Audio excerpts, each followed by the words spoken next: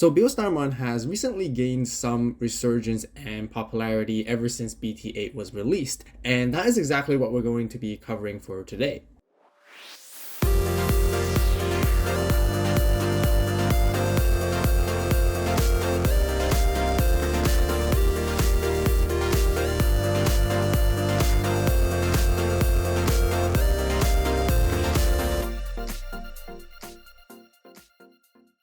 Hello Digimon players and fans, welcome back to another Digimon deck profile and in-depth building guide video.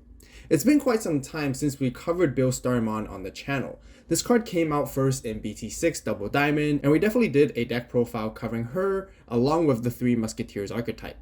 This time it is slightly different. Beelstar is actually on her own in this current format, with pretty much a full purple package instead. This deck has gotten quite some popularity and has been doing actually very well in larger events such as online regionals where there's over 500 players.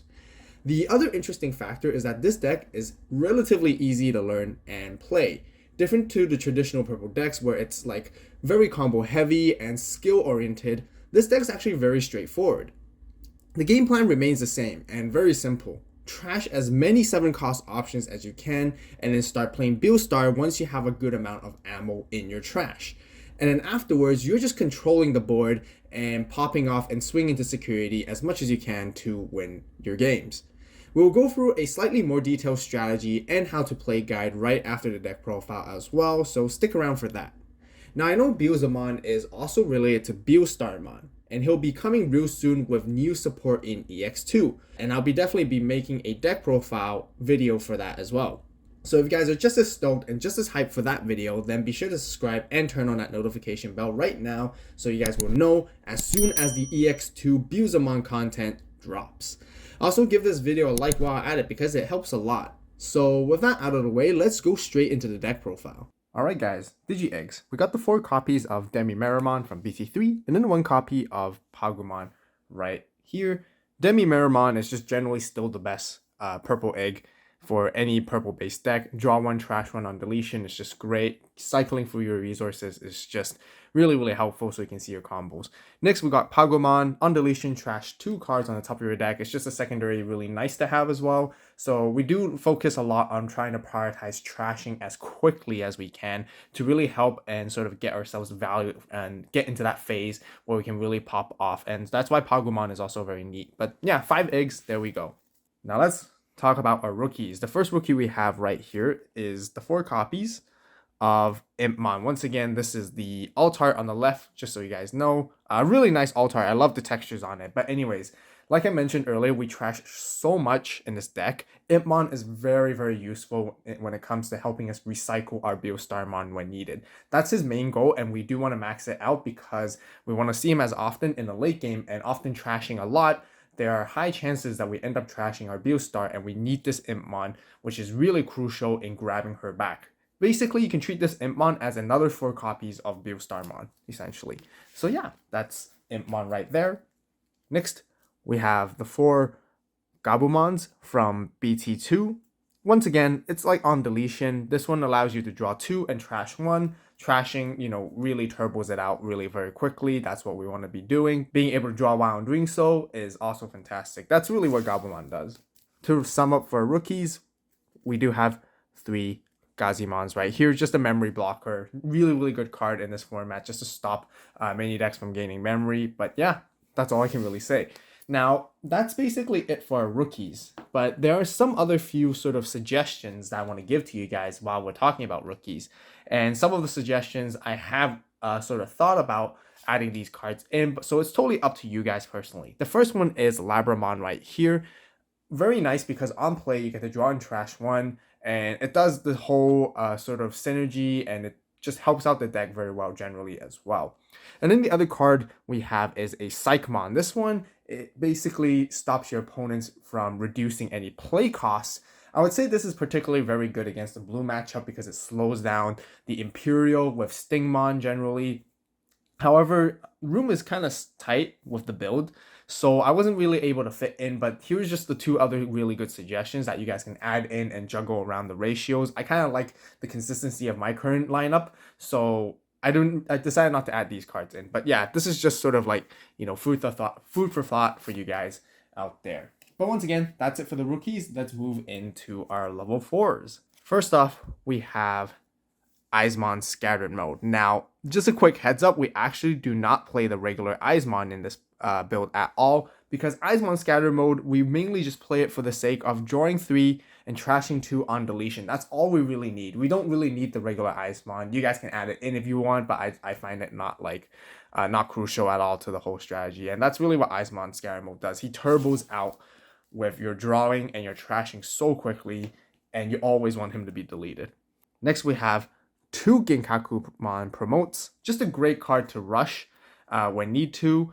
We never use his on-play effect ever. He really is just a rush card capability, and we have lots of resources and methods to bring him back.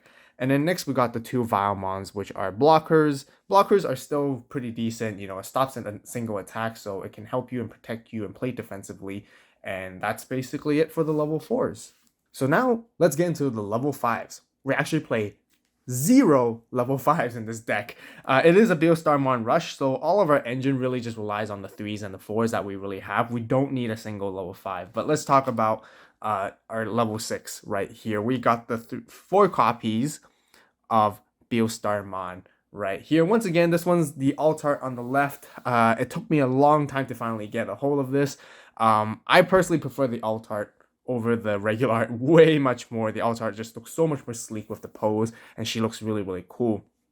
But like I said, Beelstarmon is the heart and soul of the deck. Your whole idea of playing this deck, the whole game plan is to trash as much as you can so you can quickly turbo into your Beelstar, and she is the only Three Musketeers you would play in this deck. And yeah, she just does a really, really good amount of things. And she is just a really powerful card on her own because she synergizes with all your 7 cost options. When you play from your hand, you can reduce the cost for each Three Musketeers and option card that has a cost of 7 from your in your trash. So at times you can really just pay very little just to hard play her. And then on play you can grab a 7 cost option from your trash back to your hand and play a different one from your hand, or you can play the exact same one as well. Basically having your trash act as your resource. That's really what she is. You just want to turbo her out as quickly as possible and use all those crazy options to control the board. That's it for level 6s.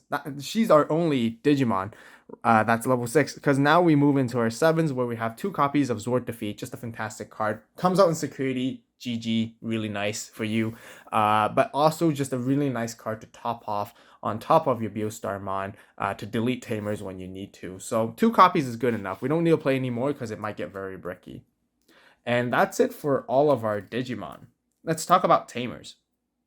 First, I got 2 TKs and 1 mat in here. Playing these blue Tamers is incredibly crucial for this deck because we play a lot of blue options in this particular build. And TK, you set your memory at 3. He's your memory setter. He's cheap. He's easy to get. So you're not having to pop like $20 for Davis's, and that's really all he does. You never use a second effect ever.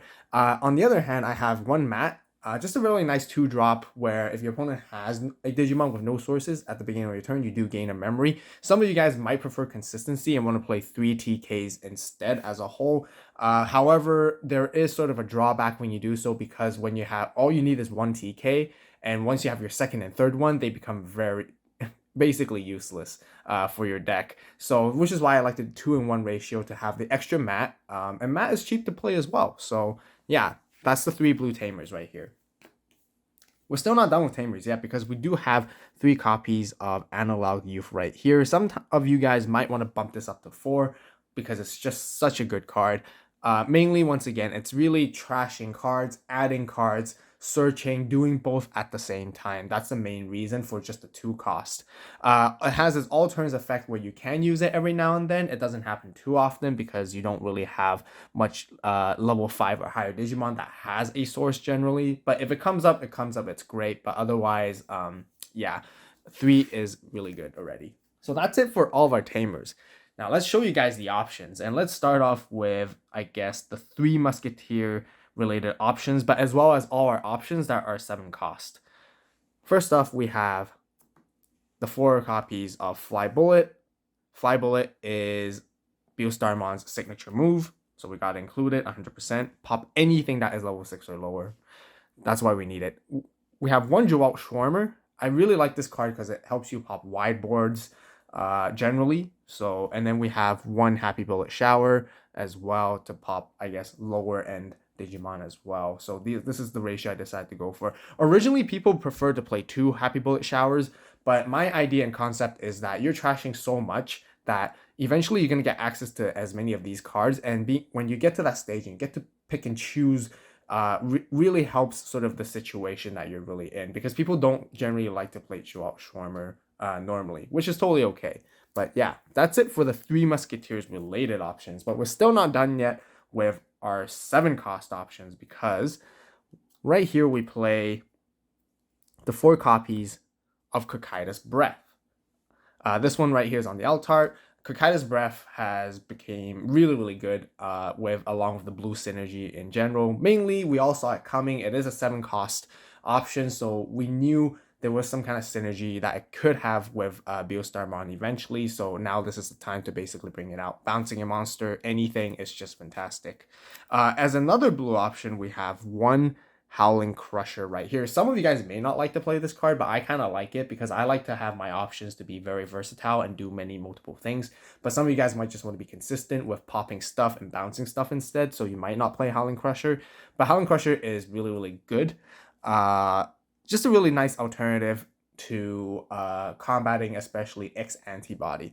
And some of you guys might just say, oh, just use Fly Bullet or just use Cocytus Breath, and that will just deal with the problem. Now, keep in mind now, X-Antibody does have answers to these cards. They have BlackWarGreymon specifically that protects from any deletion, as well as Oriomon. And then currently now, BlackWarGreymon also prevents DP reduction, which is not relevant in this, but they play Breath of the Gods, which prevents anything from bouncing. So Cocytus Breath is not useful. However, in the times when they do have those kind of immunity, Howling Crusher will devastate them really hard, because you just remove all their sources and then their level 6 is just not as good anymore, and you gain a lot of value out of it. So that's the reason why I like to play the one Howling Crusher. So that's it for the blue options. We're still not done yet. We got lots of 7 cost options. But then to round off for our final option of 7 costs that we play is the 3 copies of Nailbone right here. Nailbone just allows you to go wide, allowing you to play a level 4 and a level 3. However, no on-play effects are allowed, but that's totally okay. When you can go wide, that's what you usually want to bring out your Ginkakumon promote, so you can go for rush. You can bring back your Gazis to sort of like control the board from there as well, which is really nice. And the security effect is kind of decent, allowing you to play 1 level 4 or lower. Once again, but no on-plays, which is totally fine in this deck. So yeah. Now, we're still not done with options. We next have 3 Calling from Darknesses right here. Calling from Darkness, like I mentioned, we trash so many things, and sometimes being able to play Calling from Darkness to sort of recur your resources is very nice and very crucial, which is why I highly recommend at least like 2 or 3 copies of this card. And by doing so, you can make your plays more. That's really the whole idea of Calling from Darkness, and some really cool combos you can do with like Zort Defeat along with it as well. So yeah. And then to finally round up for our options, we have 2 Mist Memory Boosts right here. Main, trash 2 cards from the top of your deck, and then you get to draw 1. Once again, it's really about drawing and trashing at the same time. I've been talking about it throughout the entire video already, and you guys probably get the idea why it's really good already. And then it is a memory boost, so it gives you a bit of delay to give you extra 2 memory for more plays when you need to, although it's not highly necessary. But yeah, so that's it. So now with the deck profile completed, let's talk about some of the strategies, I guess, sort of combos of how you want to play this deck. Now, first and foremost, there really isn't a combo for this deck. This deck is actually quite linear and straightforward to play, which is pretty good for beginners.